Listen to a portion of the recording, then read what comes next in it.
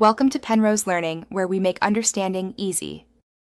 You'll start by making sure you're signed in and have admin access. Once ready, open Settings and go straight to Apps, then select Google Play Store. You want to stop the Play Store from auto-acting, so tap Permissions and Background Data. Disable background activity if present. Next, select Network Preferences inside the Play Store, App Settings to prepare for the auto-update toggle you'll change in the next step. This immediate focus avoids extra steps and gets you into control quickly. Now you'll change the core auto-update switches. Open Play Store, tap your profile, then Settings and Network Preferences.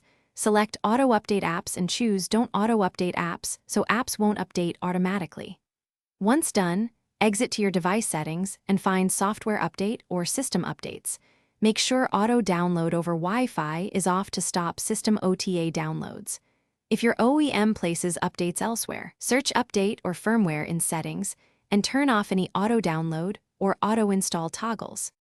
Finish by checking individual app pages in the Play Store and disabling any per-app auto-update toggles. This prevents exceptions. Make sure Install Unknown Apps and Auto-Install permissions are revoked for any sideload managers. If updates keep happening, clear the Play Store cache and storage, then restart the device to reset background services. One key troubleshooting tip: if an OEM update still appears, temporarily enable airplane mode, remove Wi-Fi, then disable auto-download in the OEM update settings and re-enable connectivity. Thanks for watching. If this was helpful, leave a like and consider subscribing. See you next time.